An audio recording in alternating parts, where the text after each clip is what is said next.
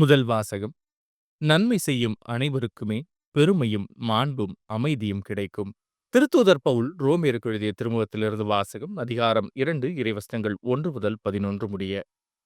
பிறர் குற்றவாளிகள் என தீர்ப்பு அளிப்போரே, நீங்கள் யாராகினும் சாக்குப்போக்கு சொல்வதற்கு உங்களுக்கு வழி இல்லை. ஏனெனில் பிறருக்கு எதிராக தீர்ப்பளிக்கும் போது நீங்கள் உங்களுக்கே தண்டனை தீர்ப்பை அளிக்கிறீர்கள். தீர்ப்பளிக்கும் நீங்கள் அந்த தீர்ப்பை பெறுவதற்கான செயல்களை செய்கிறீர்களே. இத்தகையவற்றை செய்வோருக்கு கடவுள் அளிக்கும் தீர்ப்பு நீதி வழுவாது என்பது நமக்கு தெரியும். இவற்றை செய்வோர் மேல் தீர்ப்பளிக்கும் நீங்களும் இவற்றையே செய்து வருகிறீர்கள். நீங்கள் மட்டும் கடவுளின் தீர்ப்பிலிருந்து தப்பித்துக் கொள்ளலாம் என நினைக்கிறீர்களா? அல்லது அவரது அளவற்ற பரிவையும் சகிப்புத்தன்மையையும் பொறுமையையும் ஏளனம் செய்கிறீர்களா? உங்களை மனம் மாறச் செய்வதற்கே கடவுள் பரிவு காட்டுகிறார் என்பது உங்களுக்கு தெரியாதா? உங்கள் கடின உள்ளம் உங்களை மனம் மாறவிடவில்லை. ஆகையால் கடவுளின் சினமும் நீதி தீர்ப்பும் வெளிப்பட வேண்டிய நாளில் உங்களுக்கு வரப்போகும் தண்டனையை சேமித்து வைக்கிறீர்கள். ஒவ்வொருவருக்கும் அவரவர் செயலுக்கேற்ப கடவுள் கைமாறு செய்வார்.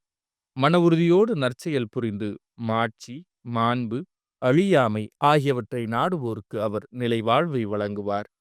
ஆனால் தன்னலம் நாடுபவர்களாய் உண்மைக்கு பணியாமல் அநீதிக்கு பணிபவர்களின் தலைமேல் அவருடைய சினமும் சீற்றமும் வந்து விழும்.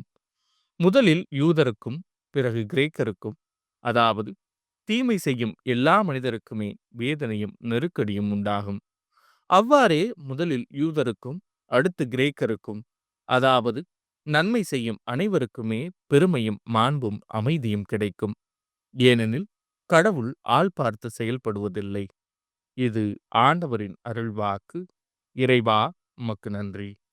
பதிலுரை பாடல். மனிதரின் செயல்களுக்கேற்ப கைமாறு நீரே அளிக்கின்றீர். கடவுளின் செயலுக்காக நான் மௌனமாய் காத்திருக்கிறேன். எனக்கு மீட்பு கிடைப்பது அவரிடமிருந்தே. உண்மையாகவே என் கற்பாரையும் மீட்பும் அவரே, என் கோட்டையும் அவரே. எனவே நான் சிறிதும் அசைவுறேன். மனிதரின் செயல்களுக்கேற்ப கைமாறு நீரே அளிக்கின்றீர். நெஞ்சே, கடவுளுக்காக மௌனமாய் காத்திரு. ஏனெனில் நான் எதிர்பார்க்கும் நலன் வருவது அவரிடமிருந்தே. உண்மையாகவே என் கற்பாரையும் மீட்பும் அவரே. எனவே நான் சிறிதும் அசைவுறேன். மனிதரின் செயல்களுக்கேற்ப கைமாறு நீரே அளிக்கின்றீர்.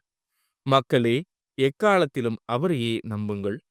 அவர் முன்னிலையில் உங்கள் உள்ளத்தில் உள்ளதை திறந்து கொட்டுங்கள். கடவுளே நமக்கு அடைக்கலம். மனிதரின் செயலுக்கேற்ப கைமாறு நீரே அளிக்கின்றீர். நற்செய்திக்கு முன் வாழ்த்தொலி. அல்லேலூயா, அல்லேலூயா. என் ஆடுகள் எனது குரலுக்கு செவி சாய்க்கின்றன. எனக்கும் அவற்றை தெரியும். அவையும் என்னை பின்தொடர்கின்றன. அல்லேலூயா. நற்செய்தி வாசகம். பரிசேயரே, உங்களுக்கு கேடு. ஐயோ, திருச்சட்ட அறிஞரே, உங்களுக்கும் கேடு. லூக்கா எழுதிய தூய நற்செய்தியிலிருந்து வாசகம். அதிகாரம் 11 இறைவசனங்கள் 42 முதல் 46 முடிய. அக்காலத்தில் இயேசு கூறியது. ஐயோ, பரிசேயரே, உங்களுக்கு கேடு. நீங்கள் புதினா, கரியிலை மற்றும் கீரை செடி வகைகள் எல்லாவற்றிலும் 10 பங்கை காணிக்கையாக படைக்கிறீர்கள். ஆனால் நீதியையும் கடவுளின் அன்பையும் பொருட்படுத்துவதில்லை. இவற்றைத்தான் கடைபிடித்திருக்க வேண்டும். ஆனால் அவற்றையும் விட்டுவிடலாகாது. ஐயோ, பரிசேயரே, உங்களுக்கு கேடு. தொழுகை கூடங்களில் முதன்மையான இருக்கைகளையும் சந்தை வெளிகளில் மக்கள் வணக்கம் செலுத்துவதையும் விரும்புகிறீர்களே. ஐயோ, உங்களுக்கு கேடு. ஏனெனில் நீங்கள் அடையாளம் தெரியாத கல்லறைகள் போல் இருக்கிறீர்கள். மக்களும் கல்லறைகள் என தெரியாமல் அவற்றின் மீது நடந்து போகிறார்கள். திருச்சட்ட அறிஞருள் ஒருவர் அவரை பார்த்து, போதகரே, இவற்றைச் சொல்லி எங்களை இழிவுபடுத்துகிறீர் என்றார். அதற்கு அவர், ஐயோ, திருச்சட்ட அறிஞரே, உங்களுக்கும் கேடு. ஏனென்றால் நீங்கள் தாங்க முடியாத சுமைகளை மக்கள் மேல் சுமத்துகிறீர்கள். நீங்களோ அந்த சுமைகளை ஒரு விரலால் கூட தொடமாட்டீர்கள்.